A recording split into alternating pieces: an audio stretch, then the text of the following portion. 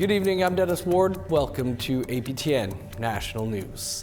We start tonight hearing from the parents of Ashlee Shingoose as the news of identifying Mashkode Bizhiki'ikwe continues to travel across Indian country.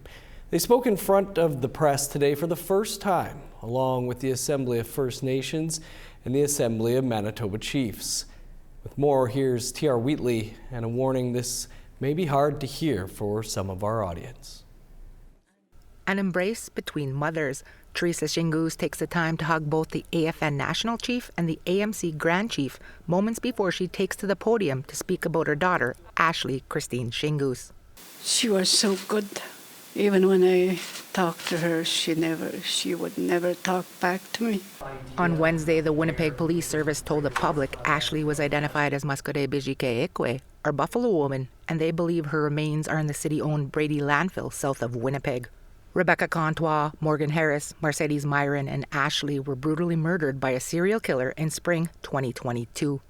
On Tuesday, in their home in St. Teresa Point, the Shingus family were paid a visit by WPS to share the news. Ashlee's father, Albert Shingoose, says it came as a surprise. He thought it was the service routine trip to assure them they were still looking for Ashlee. Instead, they said, "We know where Ashlee is. My wife and I, we looked at each other and we cried." Ashlee was last seen on March 11, 2022 in the downtown core near a shelter. For 3 years, Albert would come to the city and walk the streets searching for his daughter. Teresa stayed home to watch Ashlee's children. It was really hard. But I prayed. At the same time, the families of Morgan Harris and Mercedes Myron were fighting to search a privately owned landfill north of the city for their loved ones' remains. While the WPS knew they ended up there, they said the search was not feasible. As well, the former Manitoba PC government chose to stand firm to not search, even making it the center of their campaign. Then, when the NDP took power in fall 2023, they made the commitment for a humanitarian search. That search began in December 2024, and in less than 3 months, remains of Harris and Myron have been recovered. The search at the Prairie Green still continues now, even as talks about a new search will begin at the city-owned Brady landfill for Ashlee. I need your voices. Speak up. Let's get the landfill going. This time around, there is full support for a search of the second landfill, something AMC Grand Chief Kyra Wilson applauds. I just also want to say thank you to Premier Wabkanu, Mayor Gillingham, and Police Chief Jean Bowers, for your commitment to search the landfill. While talk of reconciliation is front and center this week, APTN National Chief Cindy Woodhouse-Nepanak took the time to remind the government of a July 2024 APTN unanimous resolution for an inquiry into all 4 murders. We need to look at that as a society, my friends. All of us have to look at that and ask why. Why did it take so long? Why did there have to be such a push? And so we call for an inquiry into that. A push for justice that many continue to advocate for, alongside the families of the 4 First Nations women who lost their lives way too soon. T.R. Wheatley, APTN National News, Winnipeg. And if you're affected by these stories, supports are available 24/7 through the MMIWG support line. And that number is 1-844-413-6649. To the election campaign now, and Conservative leader Pierre Poilievre made a stop near Vancouver today and announced his plan to strengthen the economy if elected as the next Prime Minister. Poilievre says that if he gets elected, he will create strategies to combat tariffs being imposed by U.S. President Donald Trump and strengthen Canada's economy, but no mention of any specific Indigenous-related issues.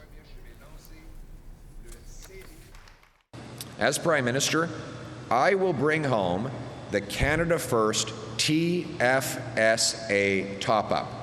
Here's how it works. The previous Conservative government created the tax-free savings accounts that allow you to put aside up to $7,000 every single year. And then your growth is all tax-free. That won't change. What will change is that Under my government, you will be allowed to contribute another $5,000 every single year, as long as that money is invested in Canadian companies. So this will bring billions of dollars of investment. 2025 marks the 140th anniversary of the Northwest Resistance. The Canadian Armed Forces, RCMP, Métis Nation Saskatchewan, Beardies and Okimausis Cree Nation organized an event to honor the lives lost in the battle. Video journalist Rachel May was at the event. Because when we work together, families are stronger, small communities are stronger, big communities, cities are stronger, our provinces become stronger, and Canada wins.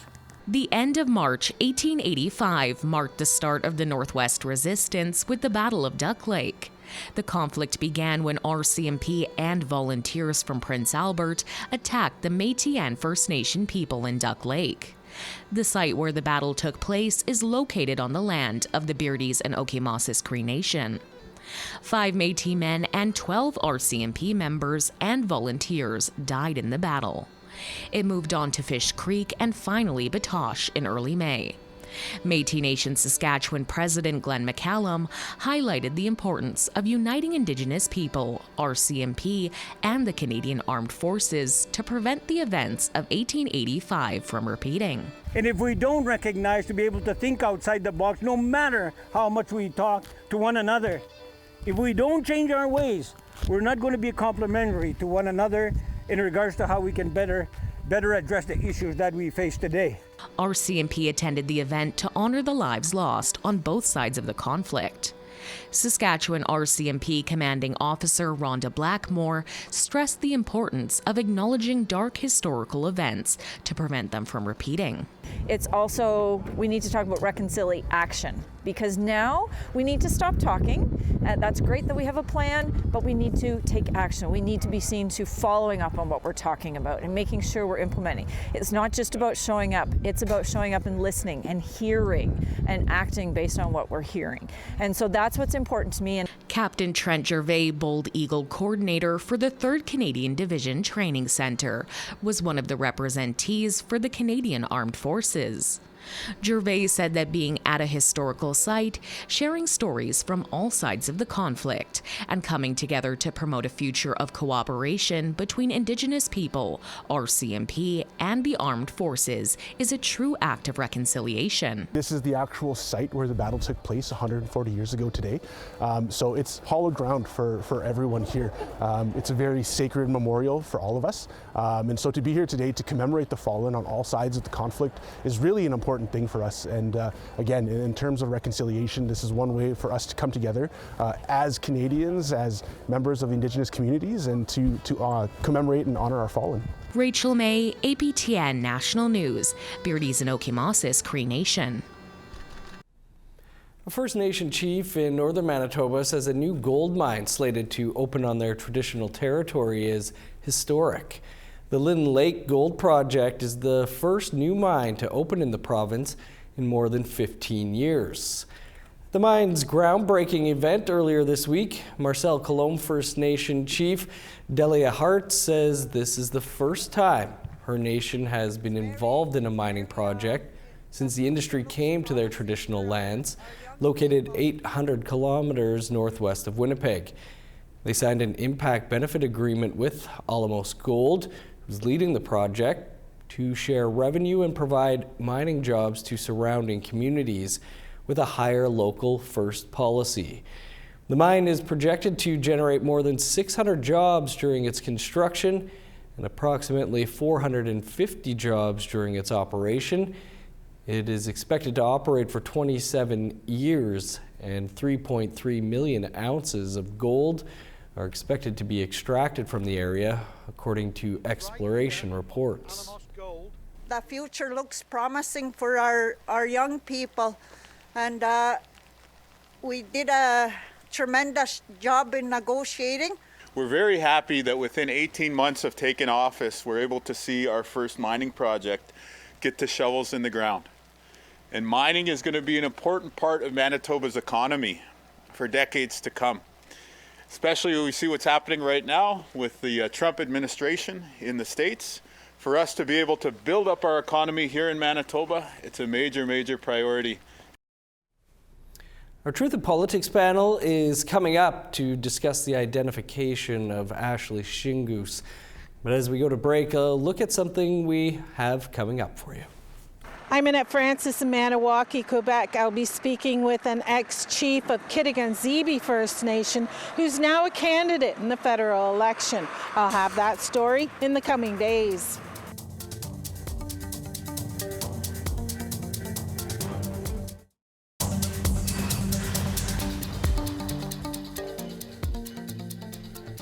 Welcome back.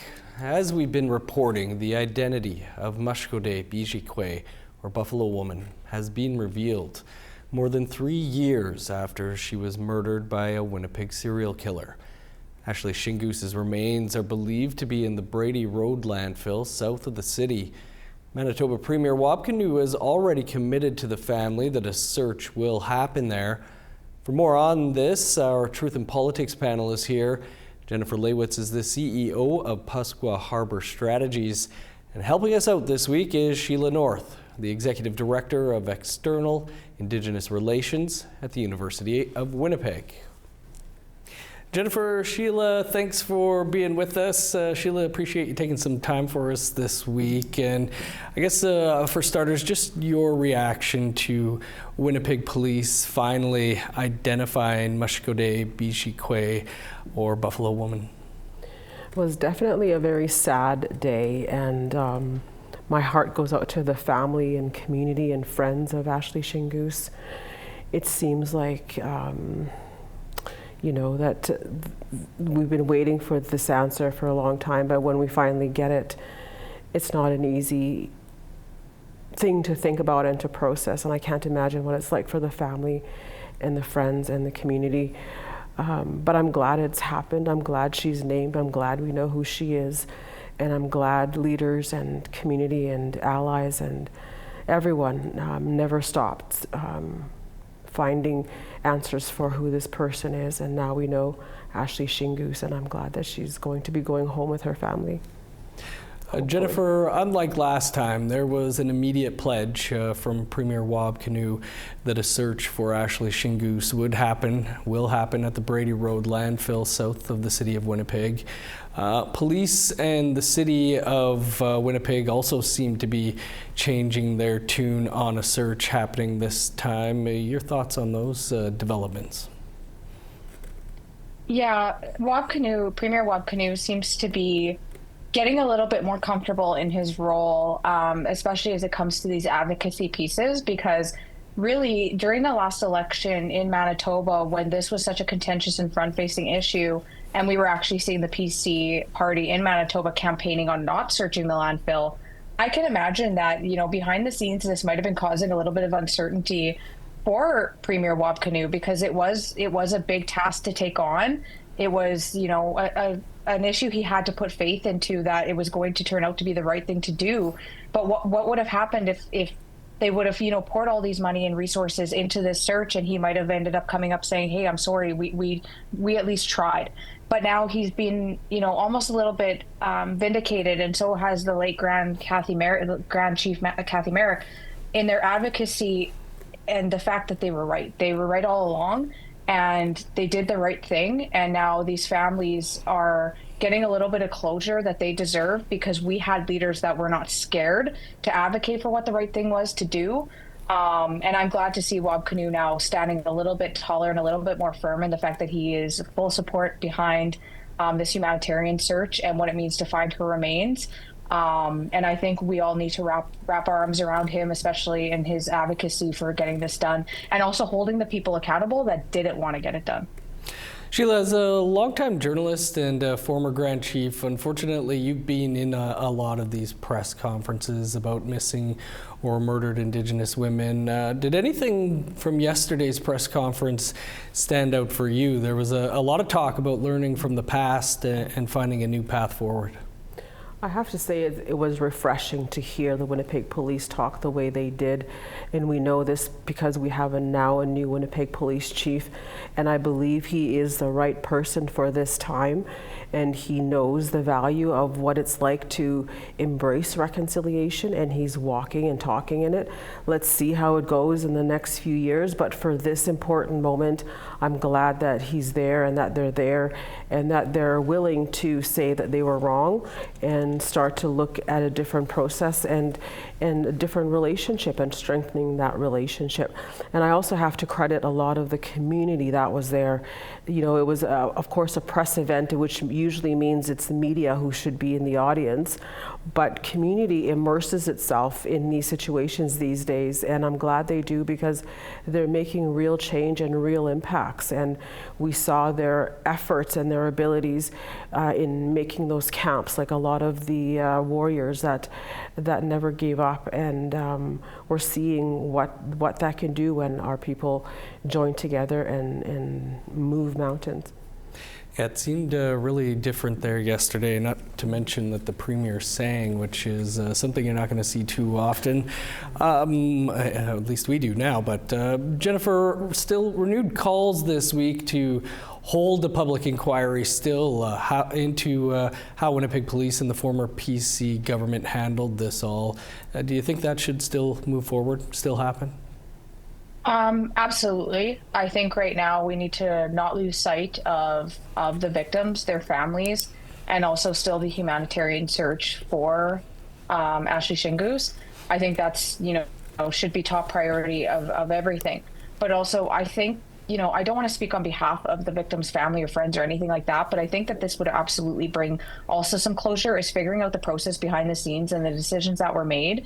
And if there's people or these institutions that need to be held accountable, that they're held accountable, but also we take the findings in those reports and utilize it to actually see authentic change, not just a report that's going to be put on a shelf somewhere, but what are you actually going to do differently to make sure that women are protected and, our relatives are protected. And I know my chief made a comment last week about this might include some changes to policy around landfills, especially when, monsters out there like this are seeing how much advocacy needed to go into actually just searching these landfills. What is that telling other people out there that might be preying on our most vulnerable? So this might include some changes even with municipalities and how landfills are operated.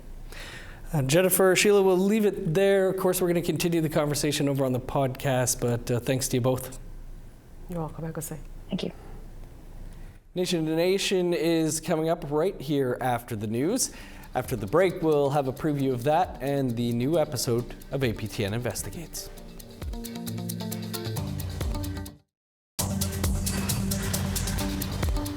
Welcome back.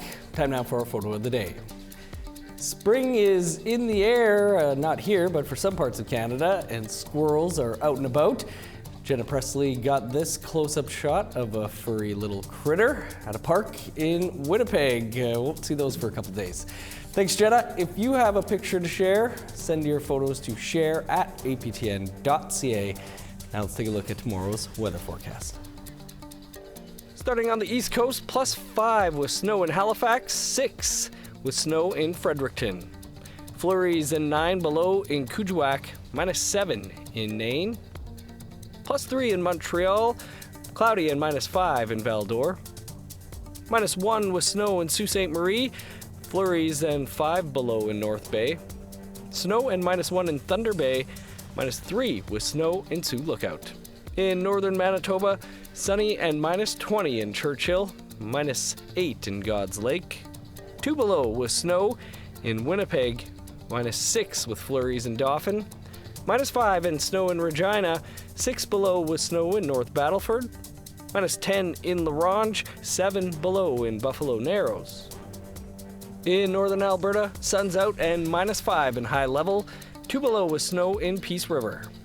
-4 and flurries in Edmonton, snow and -2 in Lethbridge.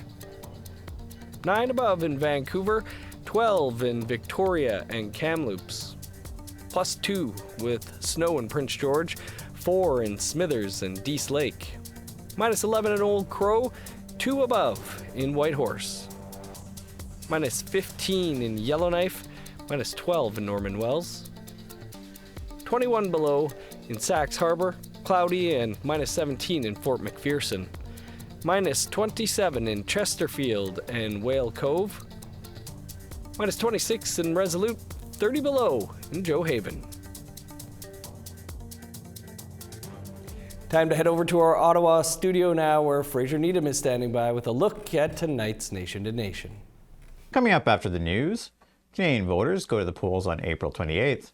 Pam Palmer of Toronto Metropolitan University is here to tell us how the campaign may play out for Indigenous voters. There are a number of initiatives in this election targeted at Indigenous voters. Susan Trozian of Elections Canada drops by to tell us what they are. And veteran Anishinaabe journalist Duncan McHugh is also here to tell us about a new certificate program in Indigenous journalism at Carleton University. All this ahead in just a matter of minutes on Nation to Nation. Thanks, Fraser. Indigenous police services across the country are battling soaring crime rates, a worsening drug crisis, and a funding model that doesn't recognize them as essential. Coming up this week on part 2 of a special 3-part series, Inside Policing, APTN Investigates heads to the front lines to find out the true cost of underfunding First Nations policing in Canada. Here's a preview.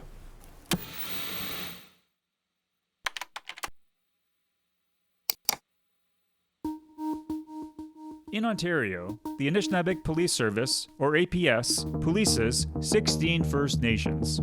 Some detachments serve multiple communities.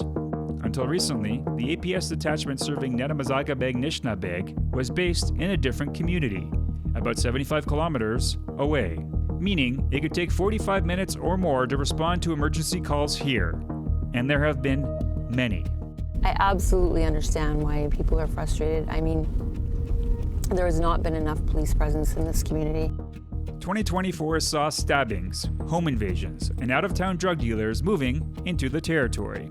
In November, the Band Council declared a state of emergency because of organized crime, addiction, and violence. Hence, the rush to move a detachment into the community. You know, I don't feel like we are adequately serving our communities because we don't have enough bodies to work 24/7. It's not fair to the communities that we police, and it's not fair to the officers. Duncan hopes to be part of the solution here. For almost 7 years, she has been patrolling with APS. But this is one of her first overnight shifts in Netamazaga-Meg Nishnabeg. She knows she'll mostly be meeting people in less than ideal circumstances. One of the night's first calls, a next of kin notification. We're really sorry for your loss, okay? But we have some details to share with you. Out of respect for the family, APTN Investigates did not film this interaction. Are you here by yourself? Do you need victim services or anything? And you can catch APTN Investigates Inside Policing, Essential Service, airing this Saturday on APTN. And we'll speak with Tom Fenario about that documentary here tomorrow night.